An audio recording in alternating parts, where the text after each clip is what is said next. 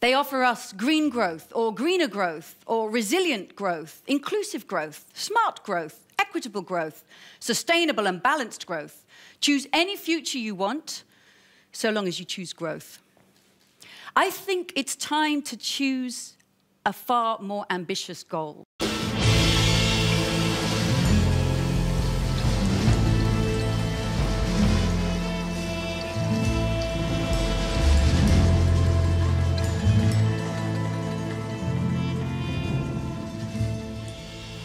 Groei en winst. Vraag een econoom waar de economie over gaat en dat is zijn antwoord. Veel te beperkt, stelt Kate Raworth op het Brainwash Festival, het grootste denkfestival in Nederland.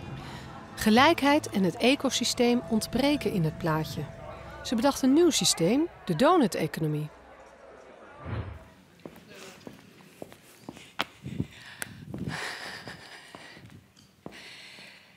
Have you ever seen a child learn to crawl? As any parent knows, it's a gripping process. First, they wobble about on the carpet, but then start to move, sometimes backwards, but then forwards. And they gradually get stronger and pull themselves up till they're standing, and we all clap. We tell it, this movement of forwards and up, it's the most basic direction of progress that we know in the human body. And we tell it as well in our story of ourselves as a species. First, our lolloping ancestors, and then eventually Homo erectus standing. And then ourselves, Homo sapiens, always striding into the future. And it's in our speech as well. Why are you looking so down? Did you have a setback? Come on, cheer up. We're moving forward again. So no wonder this sense of forwards and upwards, that when we come to look at our economies, we imagine that they too, their success lies in ever moving forwards and upwards like an ever rising line. The line of GDP, gross domestic product, that metric that has ruled our lives and societies for almost a century. But where did it come from? Well, back in the 1930s, the American economist Simon Kuznets was asked by US Congress to come up with a single number by which to measure the output of the American economy, and he did. But he gave it out with a caveat. He said, the welfare of a nation can scarcely be inferred from this number. Why? Because it counts only the goods and services sold in the market and paid for by the state.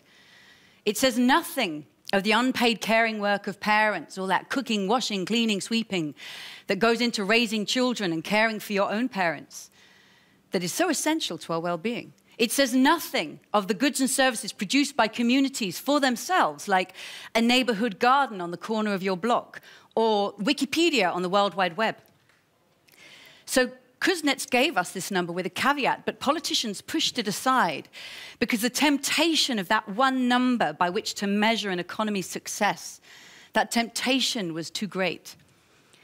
And so our economies have evolved to expect, demand, and depend upon unending GDP growth.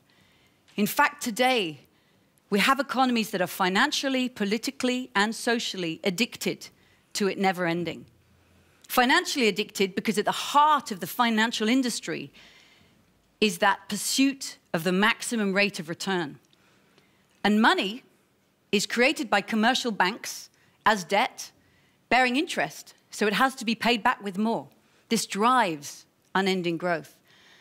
We're politically addicted because politicians want to raise tax revenue without raising taxes. And the best way to do that is have a growing economy. And no prime minister wants to lose their place in the G20 family photo. But if their economy stops growing while others keep going, they'll be booted out by the next emerging powerhouse. We're socially addicted too, because after a century of consumer propaganda, we've been convinced that the best form of therapy is retail therapy, that we transform ourselves by buying something more. How did this addiction get so embedded in our economies? Well, I think that story is summed up in a book written in 1960 by W. Rostow. I love it so much, I have a first edition copy. It's called The Stages of Economic Growth, a Non-Communist Manifesto. You can smell the politics in the pages. And Rostow told us that each economy's journey was 5 stages. First, you have traditional society in which nothing very much is happening. And then you get the preconditions for takeoff, where you get the beginnings of mechanization. A banking industry is formed. You get education to create people as workers. And then you get takeoff itself, where growth becomes the normal condition, and the march of compound interest will bear its blessings. The nation must be touched with a sense of nationalism and a belief that growth is good for something beyond itself, like a better life for the children. Then you get the drive to maturity, when you can have any industry you want, no matter what your resource base. And the 5th and final stage is the era of high mass consumption, when you can buy all the goods you want. Well, you can hear the airplane ride implicit in Rostow's metaphor. But this airplane ride is unlike any other in one way. It can never be allowed to land. Rostow left us flying into the sunset of mass consumerism. And he knew it. He even wrote. And then the question beyond, where history offers us only fragments. What to do when the increase in real income itself loses its charm? He asked the question, but he never answered it, and here's why. The year was 1960. He was an advisor to the presidential candidate John F. Kennedy, and Kennedy was standing for election on the promise of a 5% growth rate. So Rostow's job was to keep that plane flying, not to ask if, how, and when it could ever be allowed to land. So here we are, more than half a century on, still flying into the sunset of mass consumerism. And oh, we're paying the price. Because today's economies, in the name of everlasting growth, today's economies are deeply divisive.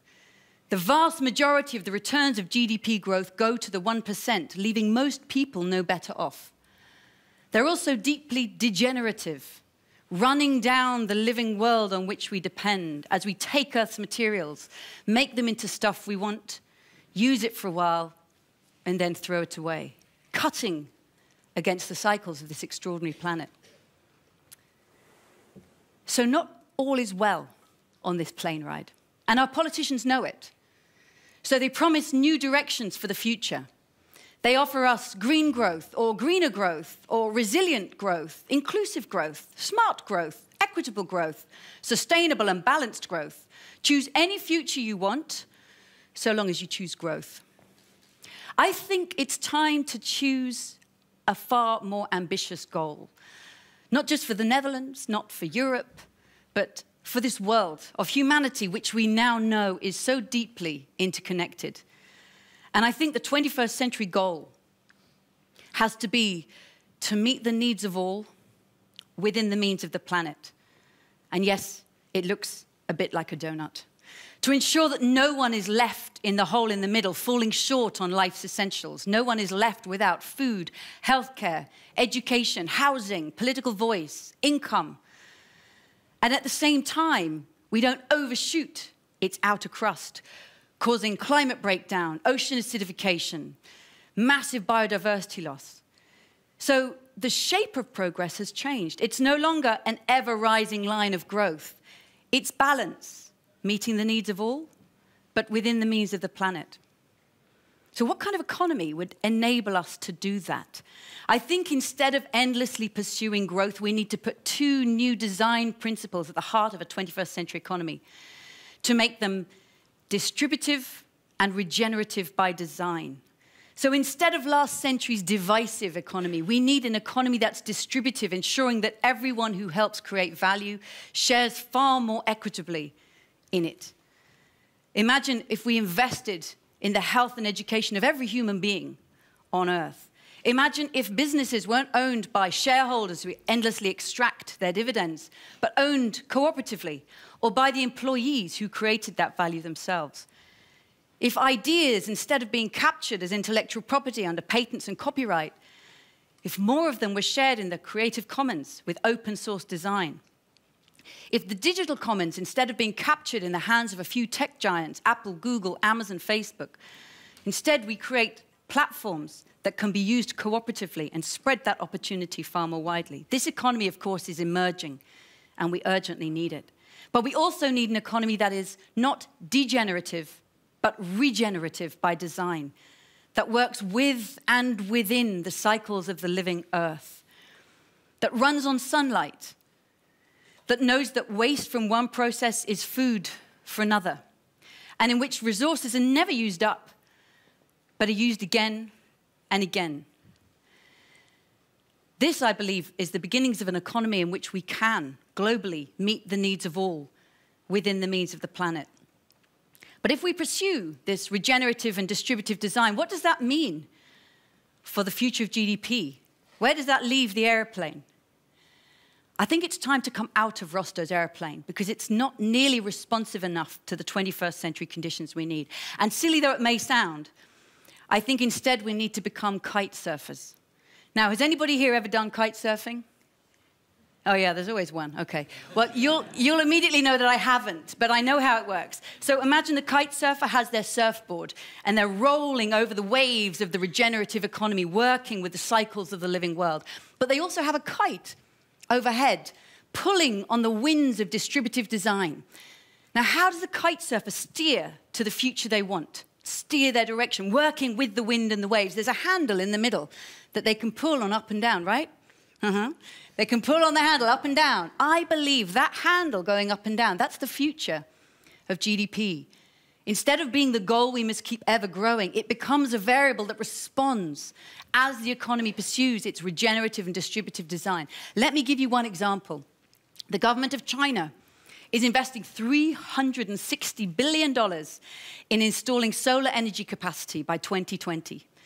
That will be a big uplift for GDP as that capacity is installed and the labor and the jobs created.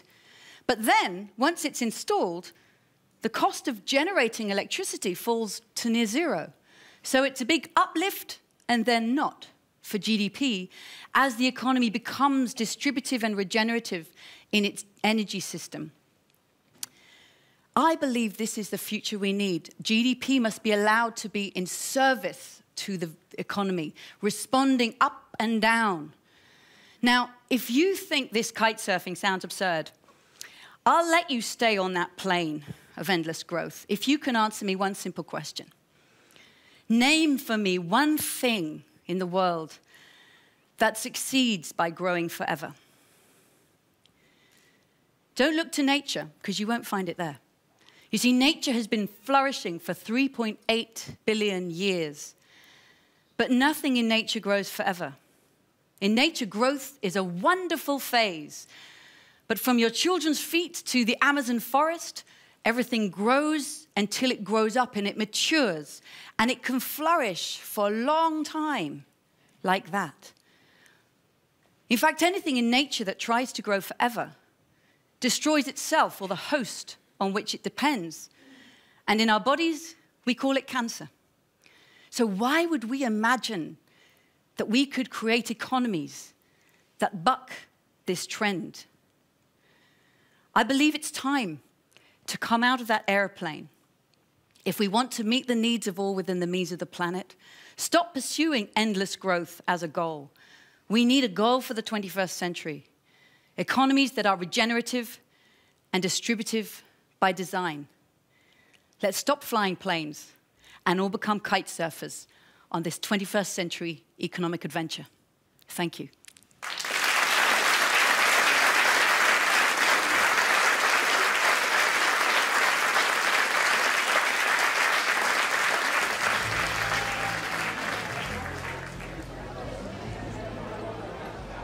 Ik heb Kate Raworth net gezien, een econome.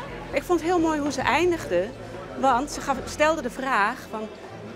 heb je ooit in je leven iets gezien wat oneindig groeit? In de natuur bijvoorbeeld. Het antwoord was natuurlijk nee, want alles wat in de natuur is, groeit wel, maar neemt op een gegeven moment weer af en gaat uiteindelijk ten onder en komt weer iets nieuws voor in de plaats. En dat vond ik een hele mooie gedachte. Human, human.